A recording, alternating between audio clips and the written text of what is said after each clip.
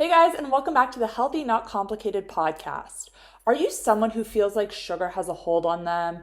No matter how hard you try to reduce your sugar, to cut it out of your diet, the cravings are intense. Now, I know a lot of people will feel guilty about this and think that it's a matter of willpower. But this isn't the case. There's actually a lot more to sugar cravings, carb cravings in general. It's not just psychological. And when you actually know the science behind why you're having these cravings and you make the right adjustments, you can reduce these cravings once and for all. So by the end of this episode, you're going to know exactly why these cravings happen. You're going to know how to reduce them naturally, and all without feeling deprived. Now, if you're new here, my name's Kait. I'm a nutritionist who specializes in insulin resistance and blood sugar control. I have helped hundreds of clients reduce their sugar cravings, lose weight, balance their blood sugar, and feel more in control of their diet. Now, as I said at the start, sugar cravings aren't just about willpower. They're about blood sugar imbalances. They can be due to nutrient deficiencies and to our habits. Now, the reason why a lot of people fail when they try to quit sugar is that they cut it out cold turkey and they don't actually address the root cause. And like I was saying, there is a lot under the surface. There's a reason why you're having these cravings. It's not just because you want to eat sugar. Yes, it is pleasurable and that is part of it, but it goes deeper than just our psychological needs. So the first reason why a lot of people experience frequent cravings to sugar and why they experience them at the same time every day comes down to a blood sugar imbalance. So if you've been around my channel for a while, I talk a lot about blood sugar control, about balancing your blood sugar and all of the benefits that come along with that. And reducing your craving for sugar is one of them. Because when you eat something that contains simple carbohydrates or simple sugars, your blood sugar is going to go up rapidly. And when it goes up rapidly, it also drops rapidly. And a lot of times when this drop happens, our blood sugar actually drops down below baseline. And if our blood sugar is below baseline, then our body starts to crave sugar because it realizes that our blood sugar has dropped too low. And one of the ways that we can bring it back up is by consuming sugar. Now, there are other ways to get sugar without eating it. Our bodies do store sugar in various areas, and if we need it, it can be released. But this happening or not comes down to how well your metabolism is working. And unfortunately, a lot of people nowadays, they have some level of insulin resistance, which means that they have I don't want to say broken metabolism, but it's not performing optimally. And so, when our blood sugar drops below baseline, this is when the cravings hit. And a lot of people will experience these cravings mid-morning, a couple hours after they've had breakfast. And this is because the standard breakfast that a lot of people are eating nowadays is high in carbohydrates and low in protein and fat. So it's basically a lot of simple sugars, simple carbohydrates, which, like I said, are causing our blood sugar to go up rapidly and then causing it to drop rapidly. The sun keeps going in and out from behind the clouds. So if you're watching this on YouTube or on Spotify, sorry. Hopefully it's not too distracting. So blood sugar is a really big piece of the puzzle here. And the more blood sugar spikes we experience throughout the day, the more crashes we experience, and the more cravings we're going to have. And especially in the morning when we eat carbohydrates on an empty stomach, there's nothing in our system to slow down the digestion of these carbs, so they're broken down quickly, and this is going to cause a big spike as compared to if you eat the same food later in the day, the blood sugar spike is going to be a lot lower. Now, another reason why we crave sugar is because when we consume sugar, it actually triggers a dopamine response. So the more sugar you eat, the more you crave it. And obviously this turns into a bit of a vicious cycle. And then when you combine this with the blood sugar swings, it's just even worse. And this is why people's mood goes up and down a lot throughout the day when they're stuck on this blood sugar roller coaster. Because obviously when your blood sugar is crashing and then you start to have these cravings, you want that dopamine. You also feel really low energy, fatigued, you can get headaches and dizziness. And when you consume that sugar, it's a quick fix, but it doesn't do anything to reduce cravings and to reduce these swings in the long term. Now, there are other nutrients that you might be deficient in if you're having a lot of sugar cravings. Magnesium is a big one, and so many people nowadays are not getting enough magnesium. This really is one nutrient that everyone should be supplementing because 100 years ago, the food we ate, it contained more magnesium, but now our soil is depleted, so we're not getting that same amount of magnesium in through food. So taking a high quality magnesium supplement every day can be extremely beneficial. Zinc is another nutrient deficiency that can cause sugar cravings. And probably the biggest one that so often gets overlooked is protein. Now, I talk about protein all the time and how important it is and how most people aren't getting enough of it. Every single person should be getting 1 gram of protein per pound of their ideal body weight every single day. So if your ideal body weight is 140 pounds, you want to be getting 140 grams of protein in, bare minimum. And women especially are getting less than 100 grams per day. So nowhere near what we need to be getting. And besides all the other benefits of protein, maintaining lean muscle mass, maintaining our tissue, the benefit that ties in with today is hunger and craving control. Because when we don't consume enough protein, we remain hungry. And protein is really hard to overeat, so you can't really go too far with it. Whereas if we don't get enough protein in a meal, we're still going to be hungry. And that's why if you're eating something like a bag of chips, it seems like your stomach is a bottomless pit. You can just keep eating them nonstop and never actually feel full, because chips are mainly carbohydrates and then have some fat as well, but very little protein. Same goes with French fries. You can be stuffed and still picking at those French fries. But if you're able to do this, then that means you haven't eaten enough protein. The same thing doesn't happen with chicken. Like, you're not going to continue to eat chicken after you're full. Same goes for steak, same goes for fish. If there's enough protein in the food, it is very hard to overeat. And that's because when you reach your protein needs, your hunger and craving switches off. And then of course, another reason for cravings is emotional and behavior based. If you know that you crave sugar when you're stressed or emotional, then this means it's habit based. And to combat this, you need to break the cycle. Okay, so that's why these cravings happen. And I'm sure just by me explaining that, you can kind of already start to paint a picture of what the solutions are.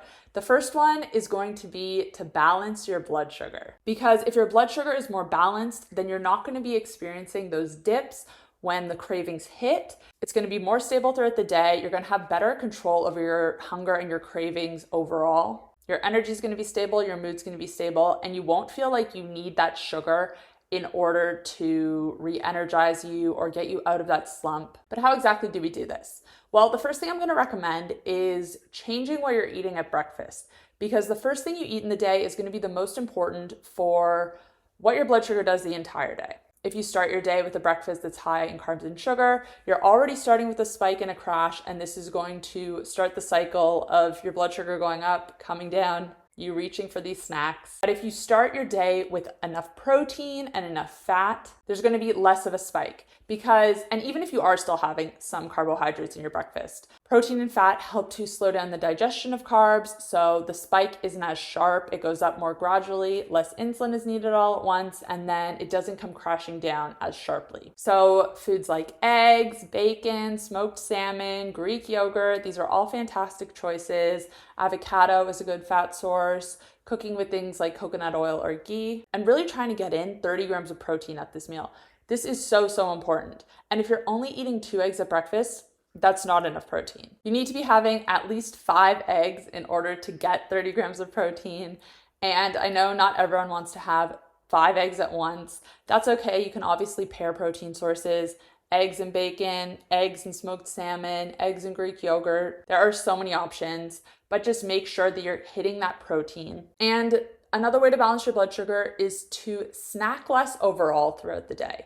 Try to make sure that your meals, so have 2 to 3 meals per day, and try to make sure that they are high in protein and fat and that they have enough energy for your energy needs. And again, like I said, if we're not getting enough protein, then we're going to be hungry in between meals. We're going to be wanting to reach for a snack. But if we make sure that our meals are big enough and that they have all the protein that we need, then we're not hungry for these snacks in between. Another thing we can do to balance our blood sugar is try to eat mainly whole foods and reduce processed ones, because anything that's processed is going to be digested more rapidly than any whole food source. Fiber slows down digestion as well. I know it's really hard to avoid processed food entirely, But if you can reduce it at all, this is going to make a big difference for your blood sugar, and especially your first meal of the day. So things like cereal, oats, don't have them at breakfast. Now, I have a lot of videos on my channel on how to balance your blood sugar, the best foods to eat, the worst foods to eat. So I'm going to link one of those above for you to check out afterwards if you want to know a little bit more about how to get in control of your blood sugar. Because yes, there are various reasons why you're craving sugar, but this is a really big one. This one is so common. If you're struggling with sugar cravings, balancing your blood sugar is key. That's where today's sponsor, Good Idea Drinks, comes in. It's a scientifically formulated sparkling water that helps reduce blood sugar spikes after meals, making it easier to cut sugar cravings naturally. These drinks are 0 sugar and 0 calories. And the ingredients that help with blood sugar are a blend of amino acids and chromium. I drink half a can before high-carb meals and then sip on the rest while I eat. And I've noticed a huge difference in my energy and cravings. If you want to try it for yourself, head to healthcoachkait.com/good idea and use my code KAIT to save 10% off your order. USA only. The next thing you want to do if you're experiencing sugar cravings and if it doesn't seem to be related to blood sugar is make sure your hydration is in check. Dehydration can mimic sugar cravings. And when I'm talking about hydration, I'm not just talking about water. Yes, water is of course important for hydration, but if you're only consuming plain water and not getting enough electrolytes in as well, then this dilutes the concentration of electrolytes in your system and actually makes you even more dehydrated. A lot of times when we experience sugar cravings, we're actually craving electrolytes because we don't have enough. So you can combat this by putting a pinch of high quality sea salt into your glass of water and then drinking it, or you can use a specific electrolyte supplement. I really like the ones from Sodi. Sodium, potassium, and magnesium, which we spoke about before, can all help to reduce cravings. So again, make sure that you're getting enough of these. And that ties in with number 3, which is about nutrient deficiencies. So we touched on magnesium already and how supplementing daily can help, and protein as well. I really cannot stress how important it is to get enough protein in. When you're getting enough protein, everything seems to fall into place. A lot of symptoms that people struggle with day to day can be fixed by increasing their protein intake. And when we're talking about protein, I am a huge advocate for quality animal protein because this is the most bioavailable. It also comes with a lot of micronutrients, and these micronutrients are in forms that our body can absorb and use easily. Whereas when you're relying on plant food sources like beans and legumes, they actually don't have a lot of protein in comparison to carbohydrates. They're much higher in carbs, which, as we spoke about in this video, isn't ideal for blood sugar. Carbs aren't the enemy, but you just want to be smart about them. And if you are trying to eat foods to increase your protein, you don't want to be eating foods that are higher in carbohydrates. The protein that is in beans and legumes also isn't as bioavailable, so you have to consume more of it in order to get the same amount that you would get from animal products. So really try to get a high quality animal source of protein in at every meal. Beef is great, chicken is great, seafood's great. Wild-caught salmon for omega-3s, fantastic. Get enough magnesium, get enough protein, and honestly, your cravings are gonna go away pretty quickly. Now, the next thing I want to touch on is breaking the habit loop. Try to identify when you experience sugar cravings. Is it when you're sad? Is it when you're bored? Is it when you're stressed? Realizing when you're having these cravings is the first step to breaking the habit loop. So if you know what your trigger is, then have a substitute that you're going to do instead of eating sugar. So this can be going for a walk, this can be having a tea, this can be reading a book, this can be calling a friend. Just have something ready that you're going to do when these cravings do hit. And it's hard to be perfect with this, but it gets easier over time. And once you start breaking the habit a couple of times, it just snowballs from there. This helps to retrain your brain so you're not thinking of sugar as a reward. And that's how you're going to stop sugar cravings for good without relying on willpower. So like I said, there are many different reasons why you can experience these cravings, and it's not going to be the same for everyone. A lot of times it does come down to blood sugar. It does come down to not getting enough protein.